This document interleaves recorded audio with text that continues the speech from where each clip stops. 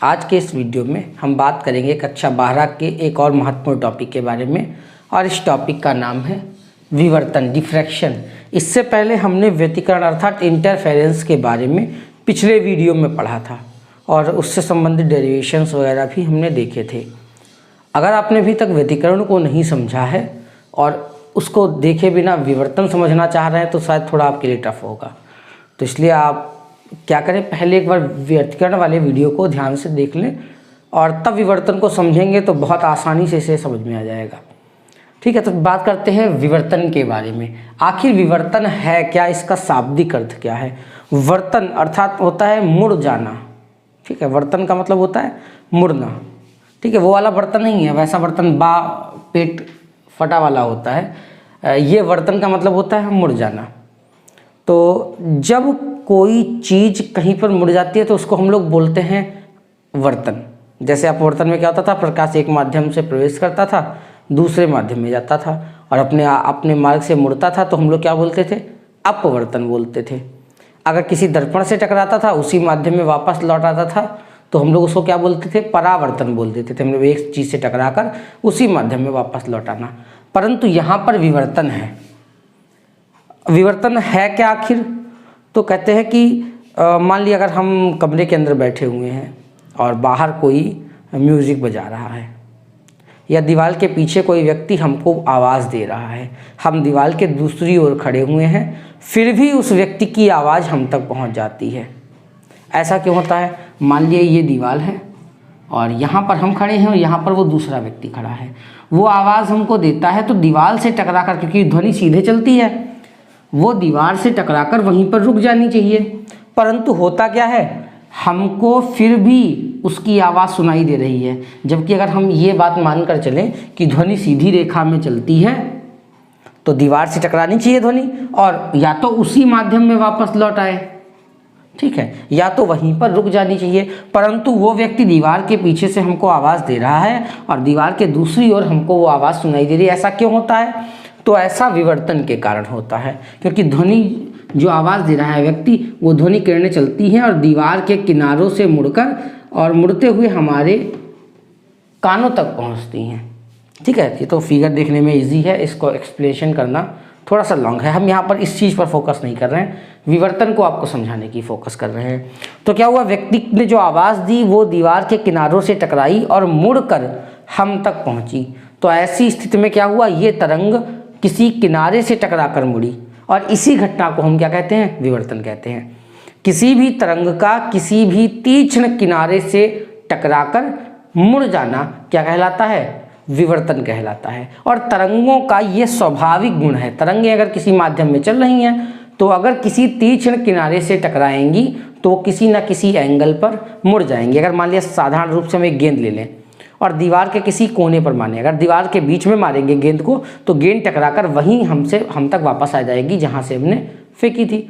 मगर अगर वो किसी किनारे से टकराएगी तो किसी एंगल पर मुड़ जाएगी। तो ये घटना क्या है? तीक्ष्ण किनारों से टकराकर तरंग का मुड़ना विवर्तन कहलाता है और ये तरंग का गुण होता है। अब बात करें, हम यहाँ पढ़ रहे थे प्रकाश के बारे में और हाइगेंस ने यह सिद्ध कर दिया कि प्रकाश क्या है? तरंग है। अगर प्रकाश तरंग है तो ये साबित करना है कि प्रकाश में विवर्तन होता है, क्योंकि हमने बताया ना ध्वनि तरंग है और ध्वनि तरंगें विवर्तन करती हैं। जितनी भी तरंगें होती, ध्वनि तरंग ने तो विवर्तन सिद्ध कर दिया अपना इस माध्यम से। परंतु प्रकाश में विवर्तन हो रहा है, ये कैसे सिद्ध करें? अगर यह सिद्ध नहीं करेंगे तो ये हाइगेंस ने जो बताया है कि प्रकाश तरंग है वो घटना असत्य साबित हो जाएगी। तो प्रकाश के विवर्तन को देखने के लिए बहुत प्रयोग किए गए। साधारण रूप से जब प्रकाश के मार्ग में कोई वस्तु रखते थे, जितनी बड़ी वस्तु है उतना ही पीछे परछाई उसकी बन जाती थी। अगर प्रकाश उसके किनारों से मुड़ता तो जहाँ पर वस्तु की परछाई बन रही है वो परछाइयाँ नहीं बननी चाहिए थी। जैसे मान लिया ये कोई प्रकाश स्रोत है, यहाँ से किरणें चल रही हैं, हमने अगर मार्ग में ये वस्तु रखी तो इतना ही बड़ा प्रतिबिंब दीवार पर पीछे की तरफ बन जाता था। अगर ये प्रकाश की किरणें विवर्तन करती होती तो वस्तु से टकराती, मुड़ती और यहाँ तक पहुँच जाती, और यहाँ तक पहुँचती तो ये परछाई नहीं बननी चाहिए थी। परंतु क्या हो रहा है, यहाँ परछाई जितनी बड़ी वस्तु है उतनी ही बड़ी परछाई पीछे की ओर बन रही है। ऐसा क्यों हो रहा है? अर्थात प्रकाश जो है वो विवर्तन नहीं कर रहा है। जैसे दीवार में क्या था, दीवार थी फिर भी ध्वनि टकराकर हमारे कानों तक मुड़कर पहुंच गई थी। तो ऐसा ही क्या था, वस्तु अगर बीच में थी तो किनारों से प्रकाश टकराता और मुड़कर क्या होता, पीछे पहुंच जाता। तो वस्तु की परछाई पीछे नहीं बननी चाहिए थी। जितनी बड़ी वस्तु है प्रकाश के मार्ग में रखेंगे तो उतनी ही बड़ी पीछे परछाई बन रही है। इसका मतलब ये है कि प्रकाश विवर्तन नहीं कर रहा है। और अगर प्रकाश विवर्तन नहीं कर रहा है तो इसका मतलब वो तरंग नहीं है। हाइगेंस पहले से प्रूव कर चुके थे कि प्रकाश तरंग है, तो अब ये भी सिद्ध करना था कि प्रकाश का जो विवर्तन है वो भी होता है। इसके लिए कई खोजें की गई। फिर बाद में एक चीज को देखा गया कि प्रकाश विवर्तन तो करता है, कतई साफ बता दिया गया, मगर क्या है, जब बड़ी वस्तुएं हम उसके मार्ग में रखेंगे, बड़े अवरोधों को मार्ग में रखेंगे, तब वो विवर्तन नहीं करेगा। प्रकाश विवर्तन उन्हीं वस्तुओं के ऊपर करेगा जो प्रकाश के तरंग दैर्ध्य की कोटि की होंगी। ठीक है, जिस रेंज की उसके प्रकाश की तरंग दैर्ध्य है, अगर वस्तु का साइज उसी रेंज का है तब वो विवर्तन करेगा, अन्यथा की स्थिति में विवर्तन हमको देखने को नहीं मिलेगा। तो इसके लिए फिर और प्रयोग किए गए, स्लिट को तैयार किया गया। इससे पहले हमने जो व्यतिकरण पढ़ा था तो उसमें आपको बताया भी था एक क्वेश्चन कि अगर व्यतिकरण में 2 छिद्र हैं, इसमें से किसी एक छिद्र को बंद कर दिया जाए तो क्या होगा। तो ऐसी स्थिति में एक छिद्र को बंद करेंगे तो दूसरे छिद्र से निकलने वाला प्रकाश विवर्तन प्रतिरूप बनाएगा, और आज हम इसी विवर्तन को समझेंगे। तो पहले परिभाषा हमने बोल चुके हैं, क्या है विवर्तन, प्रकाश का। अब प्रकाश के बारे में बात कर रहे हैं, पहले केवल विवर्तन की बात की थी, अब जो भी पढ़ेंगे वो हम प्रकाश से संबंधित पढ़ेंगे। यहां तक तो प्रस्तावना थी इसकी। तो प्रकाश का अवरोध के तीक्ष्ण किनारों पर पड़कर मुड़ जाना क्या कहलाता है, प्रकाश का विवर्तन कहलाता है। और विवर्तन प्रकाश में तभी होगा जब वस्तु का आकार उस प्रकाश की तरंग दैर्ध्य की रेंज का या कोटि का होगा। अब ऐसे विवर्तन को अगर हम दैनिक जीवन में देखना चाहें तो इतनी आसानी से नहीं देख सकते, हाँ, मगर उसके लिए हम थोड़ा सा प्रयोग कर सकते हैं। जैसे हम पहले एक स्लिट तैयार करेंगे। स्लिट तैयार करने का हमने माध्यम आपको बताया था पिछले वीडियो में भी। क्या करेंगे, एक कांच की प्लेट ले लेंगे और इस कांच की प्लेट को पूरा काले पेंट से रंग देंगे। रंगने के पश्चात क्या करेंगे, मान लेते हैं इस पेंट को हमने यहाँ पर इस तरीके से पूरा रंग दिया है।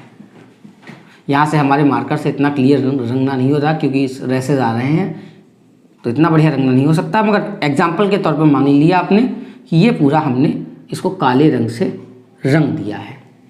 अब स्लिट तैयार करने के लिए क्या करेंगे, जब कांच की जो प्लेट है काले रंग से रंग जाएगी तब हम उस पर एक पतला सा ब्लेड लेकर स्क्रैच लगा देंगे। जैसे हमने यहाँ पर एक लाइन पतली सी खींच दी है, हो सकता है आपको वीडियो में ना दिख रही हो, बहुत पतला सा, जैसे हमने भी पेन घुमाया था ऐसे ही पतला सा एक स्क्रैच लगा देंगे। और जहाँ पर स्क्रैच लगाएंगे वहाँ पर की पेंट क्या होगी, छूट जाएगी, उतनी ही महीन जगह पर पेंट छूटेगी, बहुत पतला सा छिद्र हो जाएगा। अब हम क्या करें, ये हमारी स्लिट तैयार हो गई। पूरा पेंट है, जिन जगह पर पेंट है उधर से प्रकाश अंदर नहीं आ सकता है, ना तो बाहर से प्रकाश दूसरी तरफ जा सकता है, मगर जिस जगह पर हमने स्क्रैच लगाया है उस जगह से प्रकाश आ भी सकता है और दूसरी ओर जा भी सकता है। अब हम क्या करते हैं, अब विवर्तन हमको देखना है तो हमने एक फिलामेंट का बल्ब लिया। कैसा फिलामेंट का बल्ब, लंबे फिलामेंट के साइज का बल्ब लिया। इसमें फिलामेंट कैसा था, लंबे आकार का था। अब हमने इस स्लिट को क्या रखा, इसके जो छेद को है, ये छेद कैसा है, रेखीय है इस तरीके का, और इस छेद के समांतर, जैसे मान लेते हैं ये बल्ब है और ये हमारा स्लिट है, स्लिट के समांतर इस प्रकार से बल्ब को रखा। स्लिट के दूसरी ओर यहाँ पर आँख या नेत्र के माध्यम से हमने इस बल्ब को देखना शुरू किया। तो जब इस स्लिट के इस महीन से छिद्र से जब बल्ब देखना हम चाहेंगे तो क्या होगा, वो बल्ब तो हमको बिल्कुल दिखाई नहीं देगा, बल्ब नहीं दिखाई देगा, पीछे ये नहीं दिखाई देगा बल्ब है, परंतु यहाँ पर क्या दिखाई देगा, बीच में एक चौड़ी सी चमकीली पट्टी बनी है प्रकाश की। दूसरी ओर क्या है, यहाँ पर डार्क कलर की फ्रिंज है। डार्क कलर की फ्रिंज का मतलब निम्न स्थिति है। दूसरी ओर भी इधर डार्क कलर की फ्रिंज है। फ्रिंजों के बारे में हमने पिछले वीडियो में खूब अच्छा समझा है, तो फ्रिंजों को यहाँ ज़्यादा डिस्कस नहीं करेंगे। फिर अगले क्रम में एक अदीप्त फ्रिंज है, फिर दीप्त फ्रिंज है, फिर अदीप्त फ्रिंज है, फिर दीप्त फ्रिंज है, ऐसे ही लगातार फ्रिंजें। बीच की जो फ्रिंज है वो चमकीली है और बहुत चौड़ी है, फिर अदीप्त, उसके बाद में फिर दीप्त फ्रिंज, फिर से अदीप्त फ्रिंज, फिर से दीप्त फ्रिंज, फिर से अदीप्त फ्रिंज, कंटिन्यूअस ये फ्रिंजें बनती चली जा रही हैं। मगर विवर्तन जो व्यतिकरण पढ़ा था, व्यतिकरण में क्या होता था, ये फ्रिंजें होती थी समान साइज की बनती थी और एकांतर, एक दीप्त बनती थी तो एक अदीप्त। दीप्त का मतलब होता था जहाँ पर प्रकाश ज़्यादा मात्रा में है, अदीप्त का मतलब होता था जहाँ प्रकाश कम मात्रा में है, तो वो कैसी होती, डार्क कलर की होती, तो उनको हम अदीप्त फ्रिंजें बोलते थे। यहाँ पर क्या है, बीच में जो फ्रिंज बनी है वो तो बहुत चौड़ी बनी है, परंतु जैसे जैसे हम केंद्र से दूर हटेंगे जो दीप्त फ्रिंजों की चौड़ाई है वो कम होती चली जाएगी और अदीप्त फ्रिंजों की चौड़ाई बढ़ती चली जाएगी। केंद्रीय दीप्त फ्रिंज तो चौड़ी बनी है, मगर जैसे जैसे हम इस बीच वाले स्थान से दूर हटेंगे जो दीप्त फ्रिंजों की चौड़ाई है वो कम होती चली जाएगी और अदीप्त फ्रिंजों की चौड़ाई बढ़ती चली जाएगी और अंत में एक ऐसी स्थिति आएगी कि उसके बाद कोई भी दीप्त फ्रिंज नहीं बचेगी, फिर सारी की सारी अदीप्त फ्रिंजें हमको दिखाई देंगी। तो यहाँ से जब हम स्लिट के द्वारा नेत्र के माध्यम से लंबे तंतु वाले फिलामेंट को हम देखने की कोशिश तो हमको ये बल्ब दिखाई नहीं देगा, बल्कि क्या दिखाई देगा, बीच में एक बहुत चौड़ी सी चमकीली पट्टी और उसके दोनों ओर घटती चौड़ाई की चमकीली पट्टी और काली पट्टी दिखाई देंगी। और ये जो फ्रिंजें दिखाई दे रही हैं यही इस फिलामेंट के प्रकाश के कारण, प्रकाश जो है छिद्र से प्रवेश किया, विवर्तन हुआ और आंखों में जाकर ये जो है पट्टियों के चित्र बनाता है। तो ये पट्टियां किसके कारण बनी, प्रकाश के विवर्तन के कारण बनी। ठीक है, अब विवर्तन के कारण नहीं बल्कि व्यतिकरण के कारण बनती हैं। इस चीज को हम अभी आगे और समझेंगे। तो यहाँ समझ गए आखिर हम व्यवहारिक जीवन में इसको कैसे कर सकते हैं। अगर हम ये स्लिट चाहें तो ब्लेड के माध्यम से दो ब्लेडों को बहुत पास पास जोड़कर बना सकते हैं, मगर कांच की पट्टी पर बनाना थोड़ा सरल रहता है क्योंकि ब्लेड के माध्यम से जो हम स्लिट बनाते हैं वो थोड़ी हो सकता है छिद्र बड़ा हो। अगर छिद्र बड़ा होगा तो विवर्तन हमको उतना साफ दिखाई नहीं देगा, परंतु अगर जितना छिद्र महीन होगा उतना ही साफ व्यतिकरण हमको दिखाई देगा। तो जब हम आंखों के माध्यम से इस छिद्र से होते हुए बल्ब को देखेंगे, ठीक है, ये छिद्र ऐसे है तो इसके समांतर जैसे हमने मार्कर रखा हुआ है इस प्रकार से बल्ब रखेंगे और दूसरी तरफ आंखों को रखेंगे, एक आंख को, और उस एक आंख के माध्यम से हम क्या करेंगे, इसको देखने की कोशिश करेंगे। तो क्या होगा, बीच में चौड़ी चमकीली पट्टी और दोनों साइडों में घटती हुई चौड़ाई की चमकीली पट्टी और डार्क पट्टियां दिखाई देंगी। ठीक है, और ये क्या है, इस फिलामेंट से निकलने वाले प्रकाश के छिद्र से होकर गुजरने के दौरान जब वो मुड़ता है तो उसकी तरंगें क्या करती हैं, एक दूसरे से मिलकर व्यतिकरण करती हैं और इस व्यतिकरण की फ्रिंजें जो हैं वो हमारी आंखों के अंदर बनती हैं, वही हमको ये पट्टियां दिखाई देती हैं। अब इसके आगे इसको हम और बृहत रूप में अध्ययन करेंगे। यहाँ पर तो हमने व्यवहारिक रूप में कैसे इस विवर्तन को देख सकते हैं इसको समझा। अब हम थोड़ा डीप स्टडी करेंगे विवर्तन के आधार पर। अगर बेसिक रूप से हम देखें तो विवर्तन हमारे दो प्रकार के हैं। अभी इनको छोटे छोटे पॉइंट हैं हमारे, तो इनको बात कर लें। एक है हमारा फ्रेनल विवर्तन और दूसरा है फ्रॉनहोफर विवर्तन।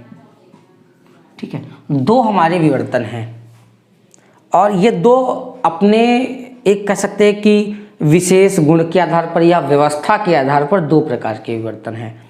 फ्रेनल विवर्तन कब होगा, हमने भी बताया आपको कि हमारा एक नेत्र है, नेत्र के बीच में स्लिट होगी, स्लिट के बाद में पर्दा, पर्दा मतलब उस जगह पर या कह सकते हैं ये प्रकाश स्रोत है, ये क्या है हमारा स्लिट है जिसमें बीच में छिद्र है, और इधर क्या है ये पर्दा, ये स्लिट है और ये क्या है पर्दा है, सॉरी, और ये क्या है प्रकाश स्रोत है।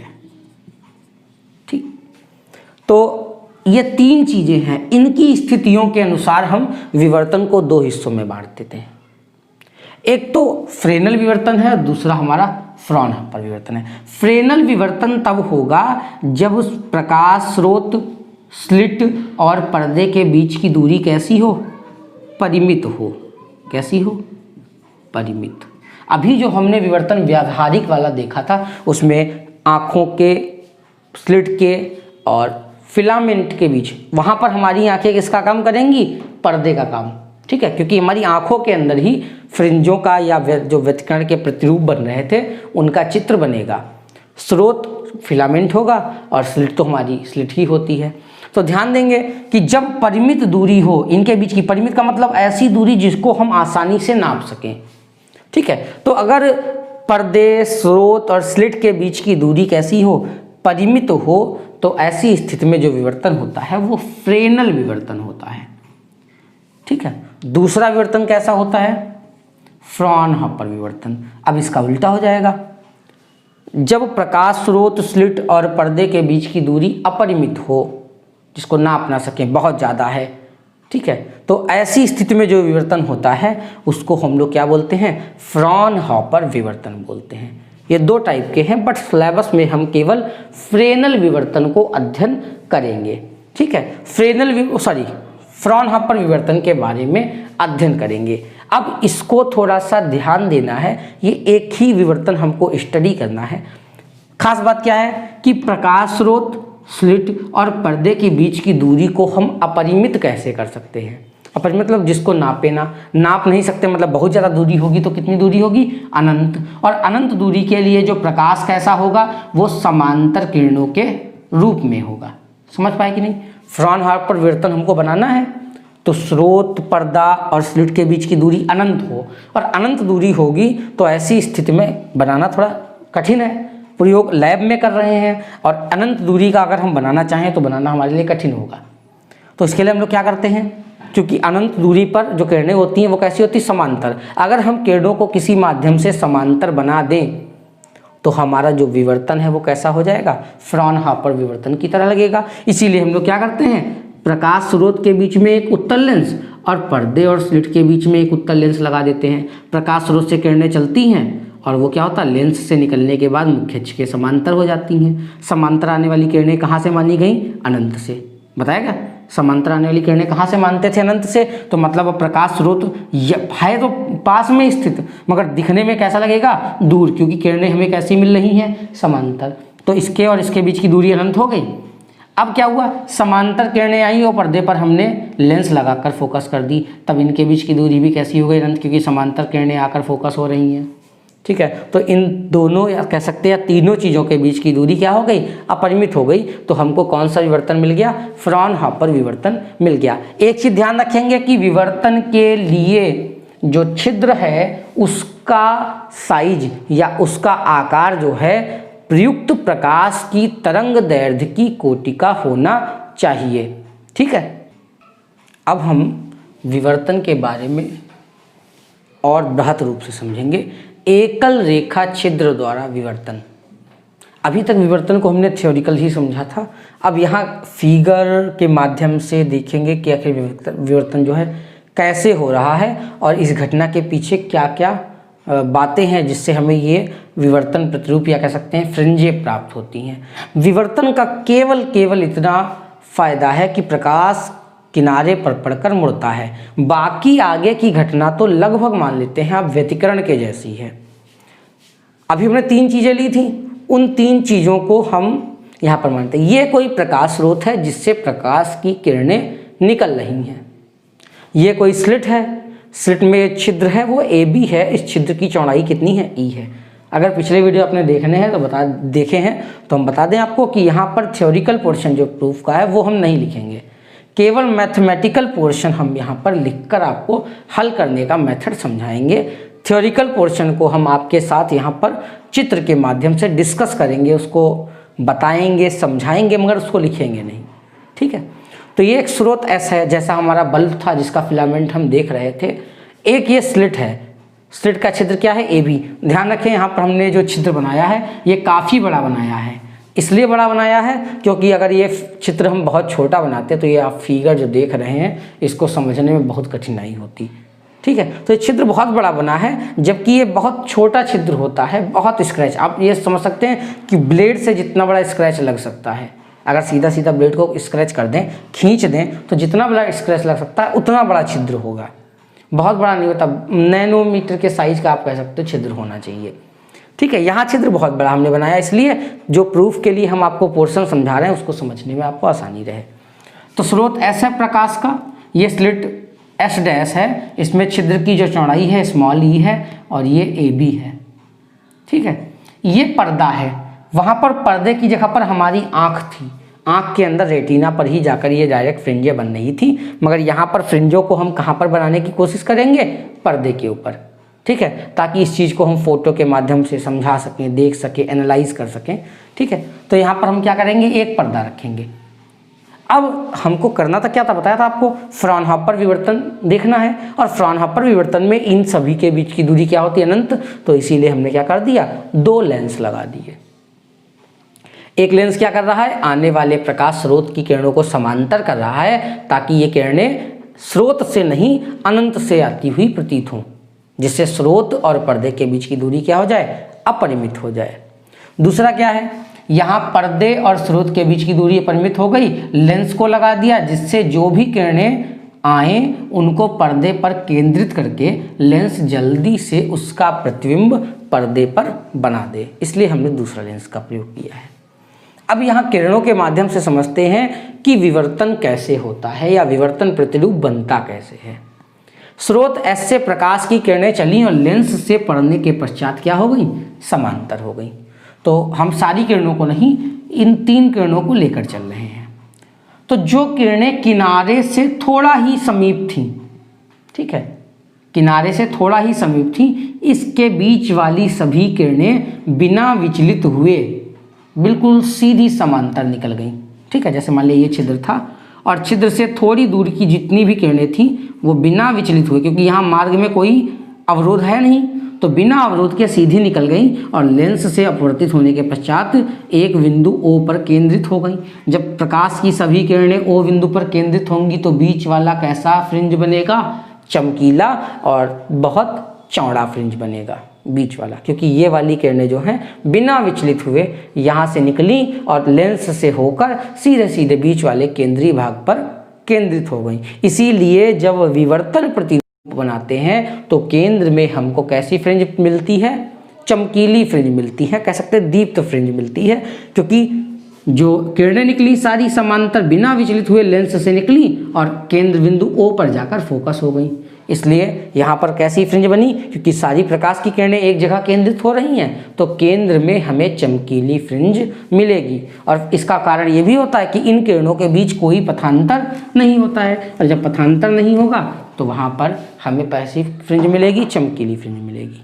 परंतु जो किरणें, जैसे यहाँ चित्र में देखा अभी ना, पास पास वाली निकल गई, जो बिल्कुल किनारे के बिल्कुल समीप थी वो किनारे से टकराई और टकराने के पश्चात इस रास्ते पर जाना चाहिए था उसको, ठीक है, अगर ये अवरोध ना होता, परंतु किनारा पड़ा, टकराने के पश्चात ये क्या हुई, किसी एक दिशा में मुड़ गई। यहाँ पर हम ऊपर का फिगर, ऊपर की तरफ बनने वाला फिगर ले सकते हैं, ये किसी भी दिशा में मुड़ सकती हैं। तो क्या हुआ, किसी एक दिशा में ये किरणें जो किनारे के बिल्कुल नज़दीक थी वो टकराने के पश्चात किसी एक दिशा में जाकर मुड़ गई, और ये मुड़ना ही क्या हो गया, विवर्तन हो गया। क्या बताया था आपको, किसी अवरोध के किनारों से टकराकर प्रकाश का मुड़ना विवर्तन कहलाता है। ये विवर्तन हो गया। अब आगे तो विवर्तन प्रतिरूप कैसे बनेगा, तो समझिए, एक किरण ये विचलित हुई और एक किरण ये विचलित हुई, ये दोनों किरणें क्या हुई, लेंस से अपवर्तित हुई और अपवर्तित होने के पश्चात बिंदु P पर जाकर मिल गई। और जब एक बिंदु पर 2 किरणें आकर मिलेंगी तो उस जगह पर क्या होगा, अध्यारोपण होगा किरणों का, और जब किरणें अध्यारोपित होंगी तब क्या हो जाएगा, वहाँ पर व्यतिकरण की स्थिति बन जाएगी, और व्यतिकरण के दौरान क्या होगा, हमें ये फ्रिंजें प्राप्त होंगी। तो फ्रिंजें अभी जो आपको पहले बताई थी कि बल्ब को देखेंगे कैसी फ्रिंजें, तो बीच में केंद्रीय फ्रिंज सबसे बड़ी, चौड़ी और चमकीली। फिर उसके बाद में ये देखिए चमकीली फ्रिंजें जो हैं उनकी चौड़ाई धीरे धीरे कम होती चली गई है, और जैसे जैसे चौड़ाई कम हुई वैसे वैसे डार्क वाली फ्रिंजों की चौड़ाई बढ़ती चली गई, और अंत में जाकर ये फ्रिंजें कैसी हो गई हैं, सबसे ज़्यादा चौड़ी हो गई। जो डार्क फ्रिंज थी सबसे ज़्यादा चौड़ी हो गई। अब कोई भी यहाँ पर दीप्त फ्रिंज न नीचे और न ऊपर नहीं बनेगी। हो सकता है हमने हाथ से फिगर बनाया तो अच्छा ना बना हो, अगर आपके पास बुक्स या नोट्स हैं तो एक बार उस चित्र को आप देखकर और अच्छे से समझ सकते हैं। अब हमको यहाँ पर अध्ययन करना है कि ये जो किरणें 2 विचलित होकर गई थीं, इन्होंने यहाँ पर व्यतिकरण किया, और इस व्यतिकरण के दौरान जो फ्रिंज बनी उसके लिए पथांतर कितना होगा, व्यतिकरण पढ़ा था, और व्यतिकरण में सबसे पहले हम ढूंढते थे पथांतर। तो पथांतर ढूंढने के लिए व्यतिकरण की तरह ही हमने बिंदु A से क्या किया, इस वाली किरण पर लंब डाल दिया, और जिस वाली किरण पर लंब डाला तो ये लंब कितना आया AK, और लंब डाला यहाँ से और यहाँ से, इससे आगे चली गई दूरी क्या है, समान है। बाकी जो BK बचा वो पथांतर है। व्यतिकरण में हमने इसी प्रूफ को किया है, लगभग ऐसा ही था, थोड़ा सा चेंज है।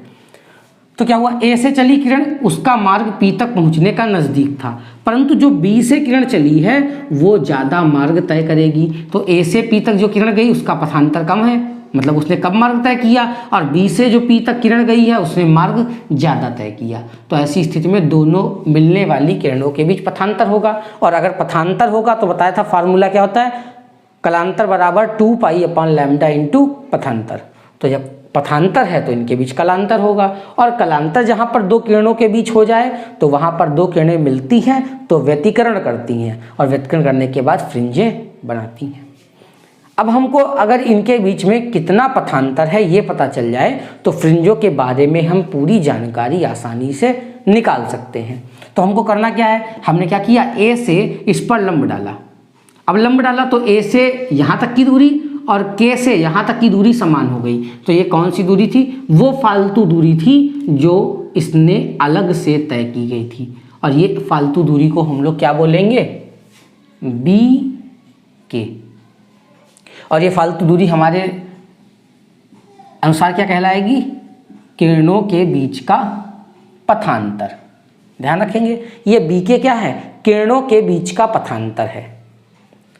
अब हमको निकालना है कि इस पथांतर का मान कितना है।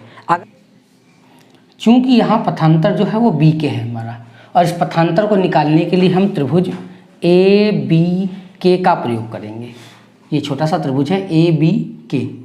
यहाँ पर अगर हम साइन थीटा का प्रयोग कर दें तो साइन थीटा बराबर क्या हो जाएगा, लंब बटे कर्ण।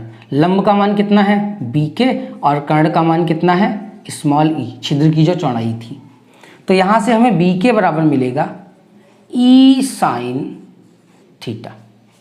ये हमारा पथांतर आ चुका है।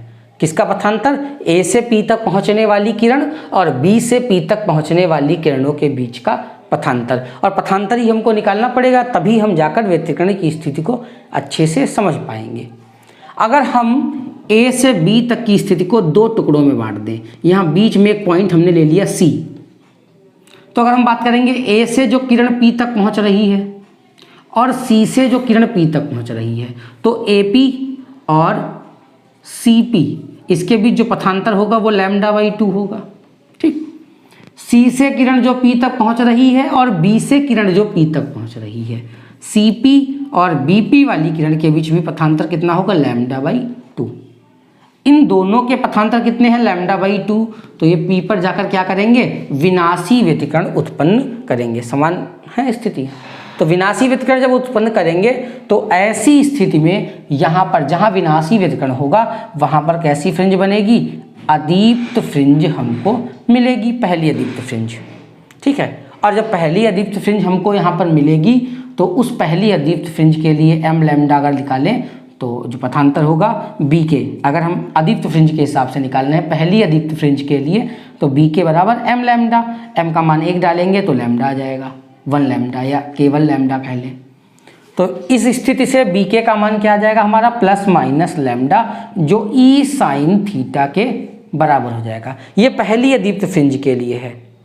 अगर बिंदु P पर mवें क्रम की, ये तो हमने पहली स्थिति निकाली थी, अगर बिंदु P पर m नंबर की दीप्त फ्रिंज बन रही हो तब ये क्या हो जाएगा, अगर इस स्थिति को देख लें mv फ्रिंज के लिए, तो E साइन थीटा बराबर क्या आ जाएगा, small m lambda. Plus minus क्या लगा है, प्लस मतलब ऊपर की तरफ की फ्रिंजों के लिए और माइनस मतलब नीचे की तरफ की फ्रिंजों के लिए, यह स्थिति हमने रखी है।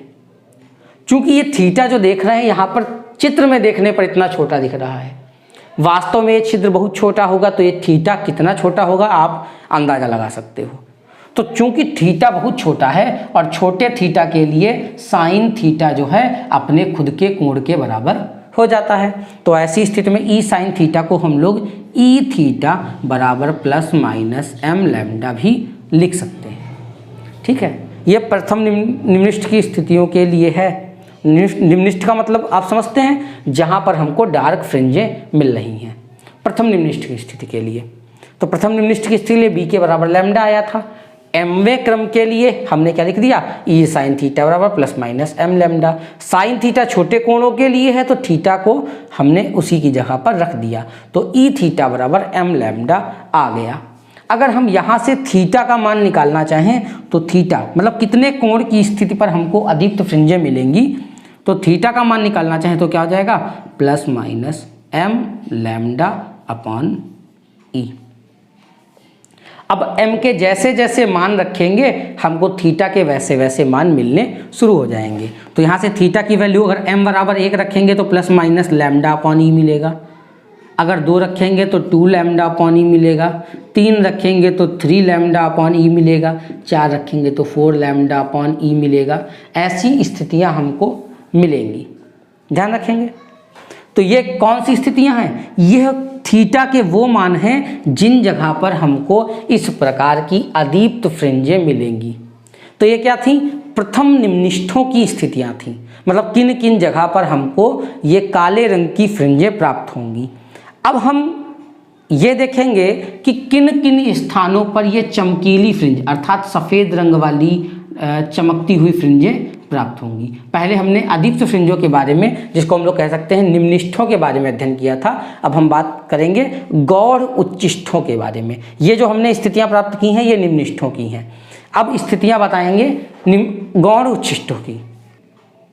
अब गौड़ उच्चिष्ठों की बात करेंगे तो जो पथांतर होगा वो लैम्डा बाई 2 का क्या होगा, पूर्ण विषम गुणज होगा, ठीक है। अब पूर्ण विषम गुणज की स्थिति में b के बराबर हम लोग क्या कर देंगे, 2m plus 1 upon 2 lambda by E. Lambda upon 2 का विषम गुणज होगा, सॉरी ये 2m प्लस 1 जो होता है विषम संख्या के लिए होता है, लैम्डा बाई 2 का विषम गुणज हो गया, ठीक है। अब b के का मान तो वही होगा e साइन थीटा बराबर किसके हो जाएगा, 2m प्लस 1 लैम्डा बाई 2। छोटे कोणों के लिए साइन थीटा किसके बराबर होता है, थीटा के बराबर होता है, इसको लिख देंगे E theta 2m plus 1 lambda by 2। अब लैम्डा के जैसे जैसे हम मान डालेंगे वैसे वैसे हमको गौड़ उच्छिष्ट मिलेंगे। m का मान 1 डालेंगे तो हमारा क्या आ जाएगा, यहाँ थीटा का पहले मान निकाल लें, तो 2m plus 1 lambda by 2e। Theta के विभिन्न मानों के लिए क्या हो जाएगा, m बराबर 1 डालेंगे तो 2 1 कम 2 1 3 लैम्डा बाई 2e। अगर 2 डालेंगे तो 2 दूनी 4 1 5 लैम्डा बाई 2e। ऐसे ही 3 डालेंगे तो 2 3 6 1 7 lambda by 2e dash dash dash. ये वो स्थितियां हैं जिन स्थितियों पर हमको ये चमकीली फ्रिंज अर्थात गौड़ उच्छिष्ट मिलेंगे। गौड़ उच्छिष्टों का मतलब समझते हैं, जहां पर प्रकाश की तीव्रता अधिक होगी अर्थात जहां पर हमको चमकीली फ्रिंज प्राप्त होगी।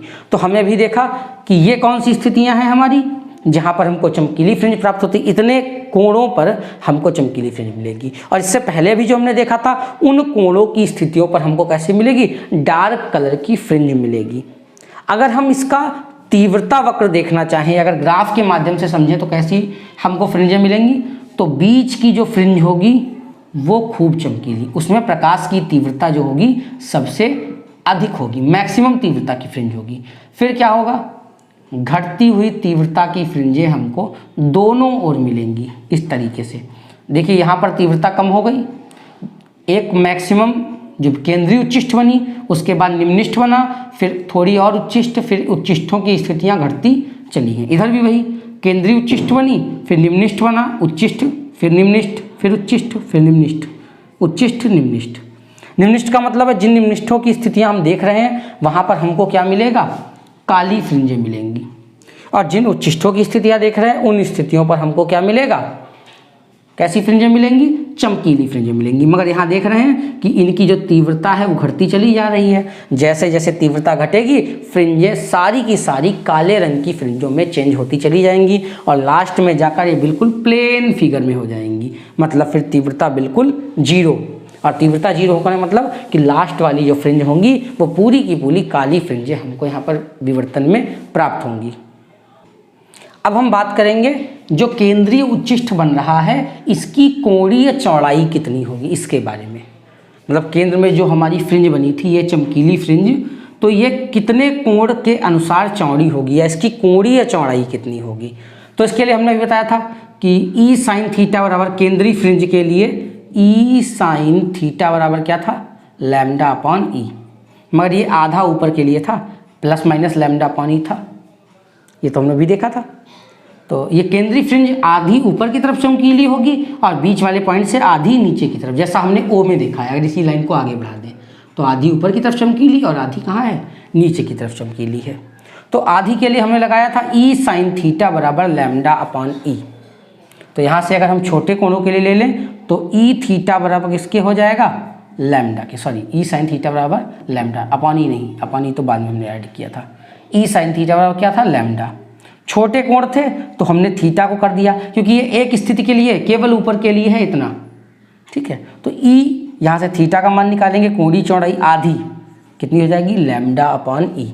क्योंकि थीटा ऊपर है और उतना ही थीटा कहाँ है, नीचे है, तो हम दोनों पक्षों में क्या करेंगे, 2 से गुणा कर देंगे, तो हमारी केंद्रीय उच्चिष्ठ की चौड़ाई कितनी आ जाएगी, 2 थीटा बराबर 2 लैम्डा अपॉन ई। ये जो 2 थीटा आप देख रहे हैं ये पूरी केंद्रीय फ्रिंज की चौड़ाई है। जो थीटा आप देखेंगे वो आधी केंद्रीय फ्रिंज की चौड़ाई होगी, क्योंकि थीटा केवल आधा ऊपर के लिए है। तो कभी अभी न्यूमेरिकल में आए कि केंद्रीय फ्रिंज की चौड़ाई निकालो तो ये पूरा का पूरा 2 थीटा निकालेंगे। ध्यान रखेंगे ये कभी 2 और 2 कैंसिल नहीं करने हैं आपको। अगर कह देगा कि केंद्रीय फ्रिंज की चौड़ाई निकालो तो आप 2 थीटा की वैल्यू निकालेंगे। इसको काटना पीटना भूल जाइए आप, इसको जो कैलकुलेशन करनी है आप यहाँ पर करेंगे।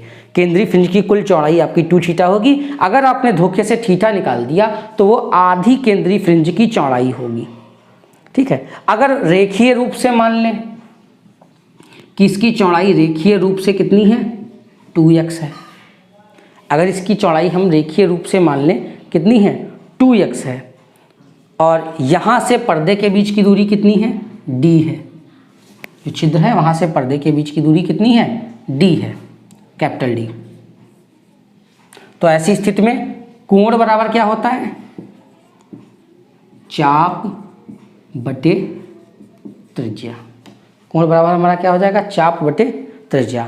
कोण कितना हमारा टोटल मिला के 2 थीटा, चाप कितनी है हमारी चौड़ाई 2x अगर एक ही चौड़ाई की बात करेंगे, और त्रिज्या हमारी कितनी है तो d। ये आपका फार्मूला आ जाएगा रेखीय चौड़ाई की स्थिति में। अगर इन दोनों को भी बराबर कर ले तो हमें एक नया फार्मूला भी मिल सकता है। ये तो आपके ये कोणीय चौड़ाई है रेखीय चौड़ाई के पदों में, ये तरंगदैर्ध्य के पदों में। अगर हम ऐसे निकालना चाहें तो इसको हम ऐसे भी कह सकते हैं कि दोनों समीकरण, एक समीकरण ये और एक समीकरण ये, दोनों 2 थीटा के बराबर हैं। दोनों को अगर आपस में बराबर कर दे तो क्या हो जाएगा, 2 लैम्डा अपॉन ई बराबर 2x अपॉन डी। तो यहाँ से अगर 2x की वैल्यू निकालेंगे तो क्या आ जाएगा, 2 लैम्डा डी अपॉन स्मॉल ई। ये केंद्रीय फ्रिंज की रेखीय चौड़ाई है। यहाँ भी ध्यान रखेंगे, जैसे बताया था 2 थीटा पूरा निकालना है, यहाँ भी 2x पूरा निकालना है। ये 2 और 2 को आप कैंसिल मत करना, क्योंकि x जो होगा वो आधी फ्रिंज की चौड़ाई होगी, और ऐसी स्थिति में आप न्यूमेरिकल सही करते हुए भी उसको गलत कर देंगे। तो यही कारण था जो हमने पिछले पाठ व्यतिकरण में बताया था कि अगर हम 2 छिद्र हैं तो 2 छिद्रों से 2 किरणें निकलती थी, मिलती थी, व्यतिकरण करती थी और समान चौड़ाई की फ्रिंजें बनाती थी एकांतर क्रम की। अगर हम एक छिद्र को बंद कर देते तो एक छिद्र बचता और वो क्या करता, इस प्रकार से व्यतिकरण करता और पर्दे पर जाकर कैसा प्रतिरूप बनाता, विवर्तन प्रतिरूप। और अधिकतर ये क्वेश्चन पूछा जाता है कि अगर व्यतिकरण में हम एक छिद्र को बंद कर दें तो क्या प्रभाव पड़ेगा। तो ऐसी स्थिति में व्यतिकरण के स्थान पर हमको वहाँ पर विवर्तन प्रतिरूप प्राप्त होगा। अगला जो हम पॉइंट बात करेंगे वो है फ्रेनल दूरी, ठीक है। और फ्रेनल दूरी के बारे में अगर परिभाषा अगर हम पढ़ लें तो एकल रेखा छिद्र से पर्दे की वह अधिकतम दूरी जहां तक प्रकाश में विवर्तन का प्रभाव नगण्य हो, क्या कहलाता है, फ्रेनल दूरी कहलाता है। इसको ZF से प्रदर्शित करते हैं, मतलब छिद्र से पर्दे तक की वह दूरी जहां पर, अगर हम जैसे मान लिया यहाँ पर पर्दा रख दें तो ये किरणें दोनों अलग अलग पॉइंट पर जाकर फोकस होंगी, और अलग अलग पॉइंट पर फोकस होंगी तो किरणें आपस में अध्यारोपित नहीं हो पाएंगी और वहाँ पर कह सकते हैं हमें विवर्तन की घटना देखने को नहीं मिलेगी या प्रतिरूप देखने को नहीं मिलेगा। तो छिद्र से पर्दे की वह दूरी जहाँ पर विवर्तन का प्रभाव नगण्य हो, अर्थात तरंगों के बीच में, किरणों के बीच में विवर्तन ना हो, ऐसी दूरी को हम लोग क्या कहते हैं, फ्रेनल दूरी कहते हैं। इसको ZF से प्रदर्शित करते हैं, ZF, ठीक है, जोन ऑफ फ्रेनल या फ्रेनल जोन। फ्रेनल दूरी फिर से परिभाषा आपको पढ़ रहे हैं, एकल रेखा छिद्र से पर्दे की वह अधिकतम दूरी जहां प्रकाश में विवर्तन का प्रभाव नगण्य हो, फ्रेनल दूरी कहलाता है।